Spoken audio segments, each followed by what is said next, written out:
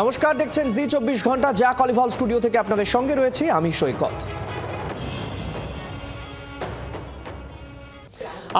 যে খবরের দিকে নজর রাখবো, যে ভারতে ঢুকে আধার কার্ড, বিভিন্ন রকম পরিচয়পত্র তারা বানাচ্ছেন এবং সেই পরিচয়পত্র নিয়ে যারা এতদিন ঘুরছিলেন, এবার শুরু হয়েছে সেগুলো নজরদারি, ধরপাকড়। আর আমি শুভদীপ আপনাদের যে খবর জানাবো, এসআইআর নিয়ে তৃণমূল নেতাদের হুঁশিয়ারি। প্রায় প্রত্যেক দিনই কোনো না কোনো তৃণমূল নেতা হুঁশিয়ারি দিচ্ছেন। এবার হুঁশিয়ারি দিয়েছেন রাজীব বন্দ্যোপাধ্যায়। সুদীপ রাহারা কি বলেছেন জানাবো। আর শুরু করবো আমি সব্যসাচী। ভবানীপুর নিয়ে আরো বড় চ্যালেঞ্জ ছুড়ে দিলেন শুভেন্দু অধিকারী। ভবানীপুর আসন কখনো তৃণমূলের জন্য নিরাপদ ছিল না। নির্দিষ্টভাবে চেতলার ৭৭ নম্বর ওয়ার্ডের কথা বলেছেন শুভেন্দু অধিকারী। তার দাবি, ৭৭ নম্বর ওয়ার্ডে লিড পেয়ে তৃণমূল ৭,৮০০ ভোটে জিতেছিল। এসআইআর এর পরে ওই ৭৭ নম্বর ওয়ার্ডেও তৃণমূল লিড পাবে না।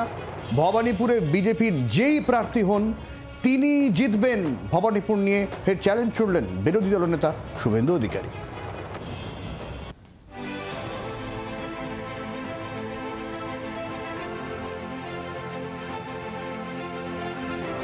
ভবানীপুর আসন কখনোই তৃণমূলের জন্য সেফ ছিল না, আজও নেই। মুসলিম পার্সেন্টেজ হচ্ছে 20%। তাও ৭৭ নম্বর ওয়ার্ড চেতলা, ওই একটা ওয়ার্ডের ১৭,০০০ ভোট লিড নিয়ে মমতা ব্যানার্জি বা তার দল গত লোকসভাতে ৭,৮০০ ভোটে জিতেছেন। এসআইআরের পরে বাংলাদেশি মুসলমানদের নাম বাদ চলে যাওয়ার পরে ৭৭ নম্বর ওয়ার্ডেও লিড পাবে না। স্বাভাবিকভাবে এই সিট ভারতীয় জনতা পার্টির সিট। যেই দাঁড়াক ভারতীয় জনতা পার্টির, তিনি জিতবেন। এখানে মমতা ব্যানার্জি জিতবেন না। এর আগেও শুভেন্দু অধিকারী চ্যালেঞ্জ ছুড়েছিলেন যে ভবানীপুর থেকে ১ লক্ষের বেশি ভোটে মমতা বন্দ্যোপাধ্যায়কে জেতাবো, এমনটা ফিরহাদ হাকিম বলেছিলেন। পাল্টা শুভেন্দু অধিকারী ২০,০০০ ভোটে হারাবেন, এমনটাই চ্যালেঞ্জ ছুড়ে দিয়েছেন। এবং এই ভবানীপুর নিয়ে তরজা যখন একদম চরমে উঠেছিল, তারপরে মমতা বন্দ্যোপাধ্যায়ের মন্তব্যে নতুন করে ভবানীপুর নিয়ে চর্চা শুরু হয়, যেখানে মমতা বন্দ্যোপাধ্যায় দিন কয়েক আগেই তিনি উত্তরবঙ্গ থেকে দাবি করেছিলেন যে ভবানীপুরে বহিরাগত নিয়ে এসে বিজেপি ভোটে জেতার চেষ্টা করছেন। আর এই জায়গা থেকে এসআইআর নিয়ে যখন একের পর এক চাঞ্চল্যকর অভিযোগ সামনে আসতে শুরু করলো, এসআইআর নিয়ে শাসক দলের হুঁশিয়ারি আসতে শুরু করলো, ঠিক এই জায়গা থেকে এই এসআইআর এর মাধ্যমেই ভবানীপুরে তৃণমূলের বিসর্জনের কথা বলছেন শুভেন্দু অধিকারী। যেখানে তৃণমূল ৭,৮০০ ভোটে লিড পেয়েছিল, সেই জায়গায় দাঁড়িয়ে তা আরও কমবে এবং চেতলার ৭৭ নম্বর ওয়ার্ডেও, যেটা অত্যন্ত গুরুত্বপূর্ণ ওয়ার্ড, সেই ওয়ার্ডেও তৃণমূল লিড পাবে না বলে দাবি করলেন শুভেন্দু অধিকারী। জয়প্রকাশ মজুমদার তৃণমূলের কি বলেছেন এই নিয়ে শুনুন। স্বপ্নের বিরিয়ানিতে ঘি ঢালতে অসুবিধা হয় না। শুভেন্দু অধিকারী স্বপ্ন রচনা করছেন, সেটা দুঃস্বপ্ন হয়ে যাবে। কিছুদিন আগে বললেন যে আমি নিজেই দাঁড়াবো, এখন বুঝেছেন গতিক সুবিধের নয়, তাই জন্য আর সেটা মুখে আনছেন না। আপনি কোথায় দাঁড়াবেন? নন্দীগ্রামে? সেখানে তো চুরি করে সর্বসাকুল্যে ২,০০০ ভোটে জিতেছিলেন। তার পরবর্তী ক্ষেত্রে একে একে সব দল ছেড়ে চলে গেছে নন্দীগ্রামে, আপনার বিজেপি ছেড়ে। আপনি বরং বিজেপির কথা ভাবুন, আপনার নিজের কথা ভাবুন। এবং একটা তথ্য মনে রাখবেন শুভেন্দু বাবু, ৩০-এর নিচে আসন পেলে আপনাদের, তাহলে বিরোধী দলনেতা পোস্টটাও থাকবে না।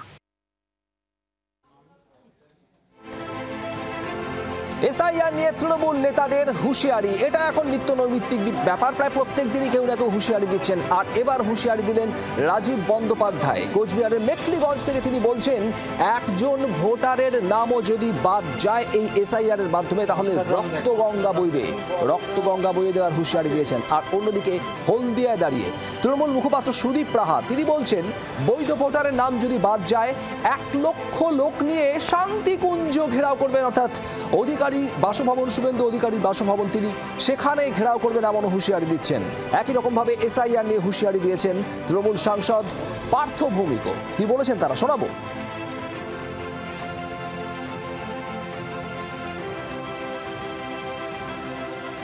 পরিষ্কার হিসাব এলাকার মানুষ যাদের জানে, এরা দীর্ঘদিন ধরে এখানে আছে। গত সব ভোটার লিস্টে এদের নাম আছে, তাদের নাম যদি ওরা বাদ দিতে চায় পাড়ার বিজেপি নেতাদের ধরে আমরা আটকে রাখবো, দেখি কি হয়। আমাদের সতর্ক থাকতে হবে যাতে বাইরে থেকে এরকম ভাবে অবৈধভাবে নাম না ঢোকাতে পারে। আর কোনো বৈধ ভোটারের নাম বাদ গেলে পাড়ার বিজেপি নেতাদের ধরে আটকে রাখবো আমরা।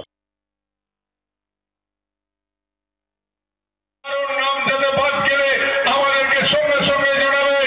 জেনে রাখবেন এই দলটা তৃণমূল কংগ্রেস, নেত্রীর নাম মমতা ব্যানার্জি, নেতার নাম অভিষেক ব্যানার্জি। আমরা আজকে বলে গেলাম যতদূর আমাদের দেহে রক্ত রয়েছে, শেষ রক্ত বিন্দু দিয়ে আমরা এসআইআর রুখবো। একটা বৈধ ভোটারের নাম যদি বাদ যায় তাহলে আগুন জ্বলবে, রক্ত গঙ্গা বইয়ে দেবো বাংলা জুড়ে। কারণ আমরা মনে করি একজন ভোটারের নাম বাদ দেবার অধিকার নির্বাচন কমিশনের নেই। হলদিয়ার মাটিতে দাঁড়িয়ে গদ্দার বেটাকে জানিয়ে দিয়ে যেতে চাই, তোমার কবজিতে আর মেরুদণ্ডে কত জোর আছে বাংলার লোক দেখতে চায়। একটা বাংলার লোকের নাম যদি বাদ দেয়, আমরা 1 লক্ষ লোককে নিয়ে শান্তিকুঞ্জ ঘেরাও করব। আমরা শুভেন্দু অধিকারীর বাড়ি ঘেরাও করে বুঝিয়ে দেব যে বাংলার লোককে বাদ দিতে গেলে বাংলা গর্জন করতে জানে, বাংলা বিরোধিতা করে নিজের অধিকার প্রতিষ্ঠিত করতে জানে। এর আগে রাজীব বন্দ্যোপাধ্যায়ের বক্তব্য শোনাচ্ছিলাম। তিনি বলছিলেন রক্তগঙ্গা বয়ে যাবে যদি বৈধ ভোটারের নাম বাদ যায় এসআইআর থেকে। আর এর প্রতিক্রিয়ায় বিরোধী দলনেতা শুভেন্দু অধিকারী কি বলেছেন শুনুন। ফাঁকা আওয়াজ, ফাঁকা কলসির আওয়াজ বেশি, কিচ্ছু লাভ হবে না। মৃত ভোটার বাদ যাবে, ফলস ভোটার বাদ যাবে, ডবল ট্রিপল এন্ট্রি বাদ যাবে, বাংলাদেশের মুসলমান বাদ যাবে। তাতে ওনাদের রাগ কেন? ভারতীয়দের নাম বাদ যাবে না, সে হিন্দু হোক আর মুসলমান। ভারতীয় ভোটার কার্ডধারী বাংলাদেশি 4 মাসে 112টি কার্ড বাতিল, 750টিরও বেশি এখনো পর্যন্ত পাইপলাইনে। জুন থেকে সেপ্টেম্বরের মধ্যে 100 জনেরও বেশি নাম বাতিল। রাজ্যের 10টি জেলায় এই বাংলাদেশি ভোটারদের চিহ্নিত করা হয়েছে। 750 জনেরও বেশি প্রতারক বিদেশি ভোটারের তদন্ত এখনো চলছে। অর্কদীপ্ত মুখোপাধ্যায় আমাদের প্রতিনিধি এই মুহূর্তে সরাসরি রয়েছেন আমাদের সঙ্গে। অর্ক, যেটা আমরা দেখছি যে ইতিমধ্যেই চাপানুতর চলছে, বিভিন্ন শাসক বিরোধী নেতারা বলছেন কোনোভাবে যেন নাম বাদ না যায় কোনো বৈধ ভোটারের। কিন্তু আমরা দেখছি অবৈধ ভোটার যারা বাংলাদেশি অবৈধভাবে ভারতে ঢুকে তারা কার্ড বানিয়েছেন, তাদের চিহ্নিতকরণ চলছে। ইতিমধ্যে অনেকের নাম বাদ গেছে।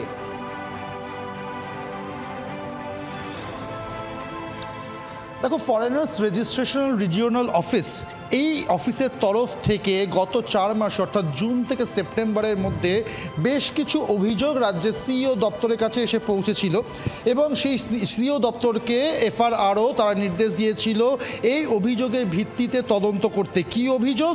এমন অনেককে ট্রেস করা গিয়েছে যাদের কাছে বাংলাদেশি পাসপোর্ট অথচ ভারতীয় ভোটার কার্ড, এবং তারপরে সিইও দপ্তরের তরফ থেকে ইনভেস্টিগেট করা হয় এবং যেটা জানা যাচ্ছে কমিশন সূত্রে যে 112 জনের নাম ইতিমধ্যেই বাতিল করেছে রাজ্যের সিইও দপ্তর, কারণ তারা বাংলাদেশের পাসপোর্টধারী কিন্তু ভারতীয় ভোটার কার্ড। এবং একই সঙ্গে আরও 750 জনের নাম এই মুহূর্তে ইনভেস্টিগেশনের স্ক্যানারে রয়েছে, অর্থাৎ পাইপলাইনে আরও 750। এফআরআরও থেকে এই ইনফরমেশন আসে। মূলত কলকাতা ছাড়াও আরও 2টি এয়ারপোর্ট থেকে ইমিগ্রেশনের সময় এদেরকে ট্র্যাক করা হয় বা এদেরকে ধরা হয় বলেই জানা যাচ্ছে।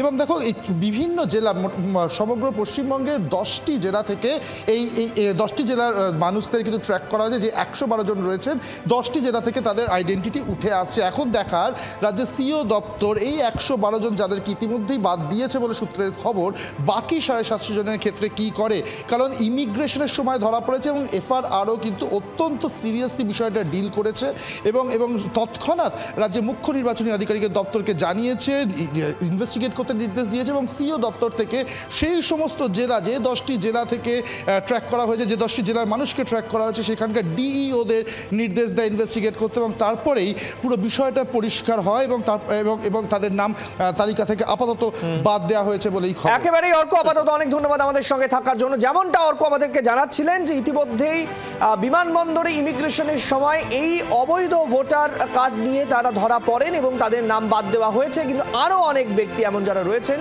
তারা তদন্তে নজরে রয়েছে।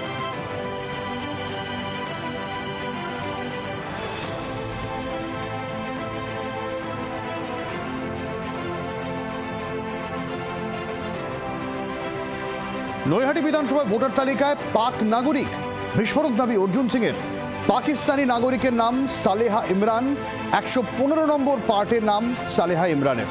নৈহাটি এটি ঘোষ লেনের বাসিন্দা এই সালেহা, স্ত্রী পাকিস্তানি এমনটাই স্বীকারোক্তি তার স্বামী মোহাম্মদ ইমরানের। আর এই অভিযোগ অর্জুন সিং তুলেছেন, কি বলেছেন তিনি একবার শোনাই।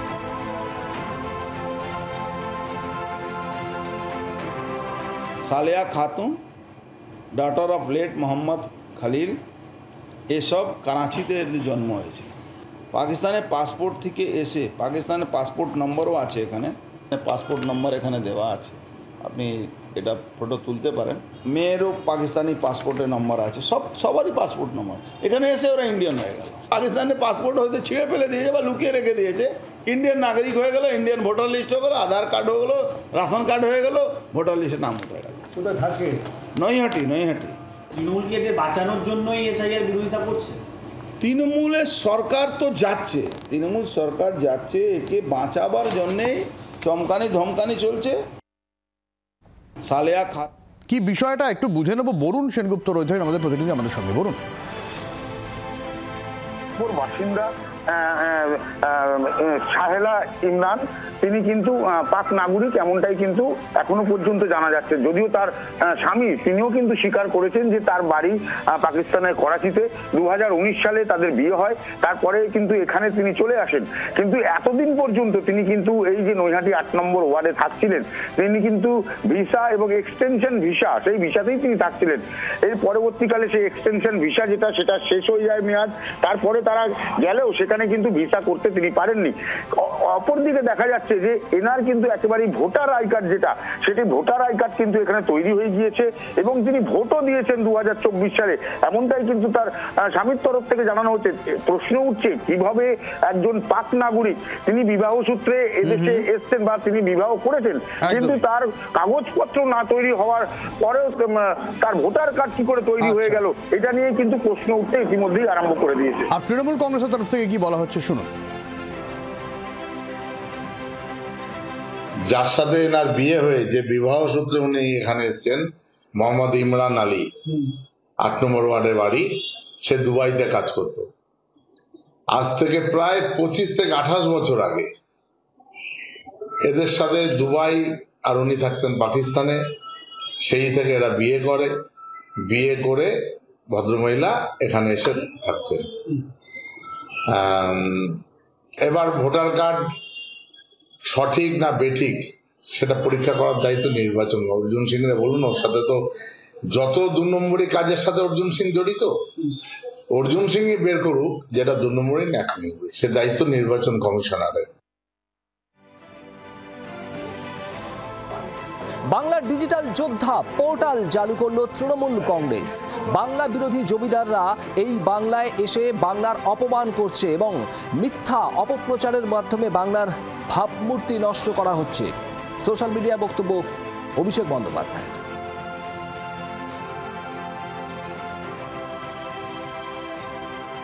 বর্তমান সময় আমাদের লড়াইয়ের ময়দান হয়তো বদলেছে।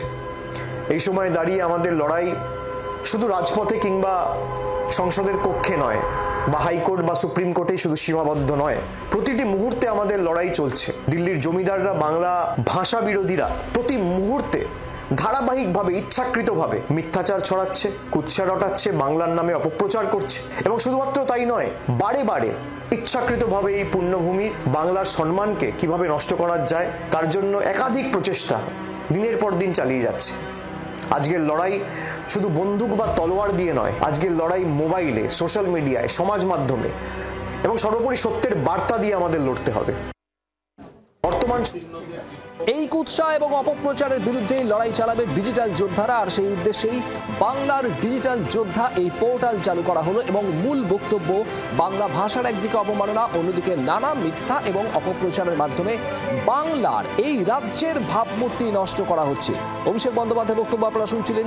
দিল্লির জমিদাররা এই রাজ্যের ভাবমূর্তি নষ্ট করছেন, বারবার বাংলাকে নানা অপপ্রচারে কালিমালিপ্ত করা হচ্ছে, বক্তব্য তৃণমূল সর্বভারতীয় সাধারণ সম্পাদকের। আর সেটাকে রীতিমতো কাউন্টার করার জন্যই এবার এই ডিজিটাল যোদ্ধা পোর্টাল।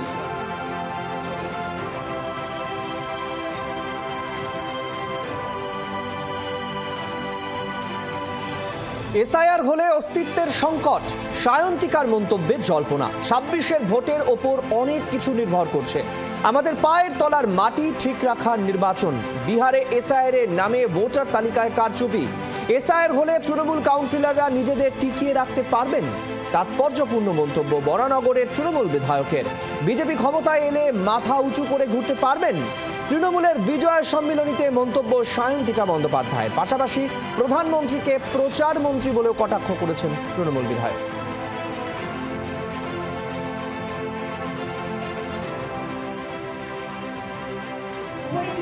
অনেক কিছু নির্ভর করছে। এটা আমাদের পায়ের তলার মাটি ঠিক রাখার নির্বাচন, এটা আমাদের অস্তিত্বের লড়াই, এটা আমাদের নিজের জায়গা, নিজের বাংলাকে বাঁচানোর লড়াই। বিহারে কিভাবে তারা এসআইআর এর নামে কিভাবে তারা ভোটার তালিকা কি যে কারচুপি করেছে, কি দরকার তাদের এই ভোটটা করার।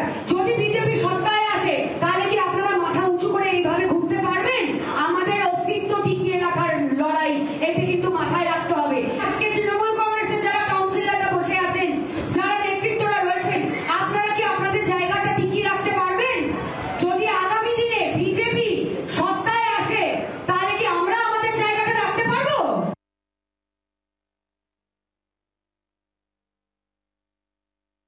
আমরা অবশ্যই আমরা বিজয় সম্মিলনী করব, আমরা সমস্ত আনন্দ পাঠ হব অবশ্যই, কিন্তু আমাদের এটা মনে রাখতে হবে যে লোকসভা নির্বাচনে এবং গত 2024-এর উপনির্বাচনে আমাদের দক্ষিণ বরানগর থেকে রেজাল্ট কিন্তু খুব ভালো হয়নি।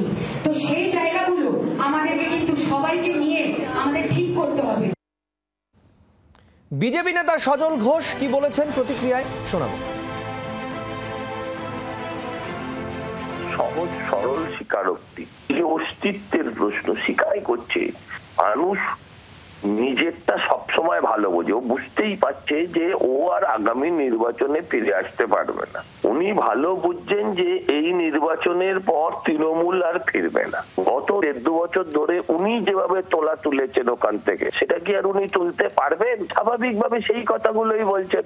আর প্রধানমন্ত্রীকে উনি প্রচার মন্ত্রী বললেন কি বললেন, এগুলো চটুলতা, এগুলোর সঙ্গে কি উত্তর দেব? না উনি রাজনৈতিক ব্যক্তিত্ব, না উনি উন্নয়নের জন্য কাজ করেছেন গত 1-1.5 বছর এসে। বাংলার আওয়াজ, বাঙালির আবেগ, জি 24 ঘন্টা।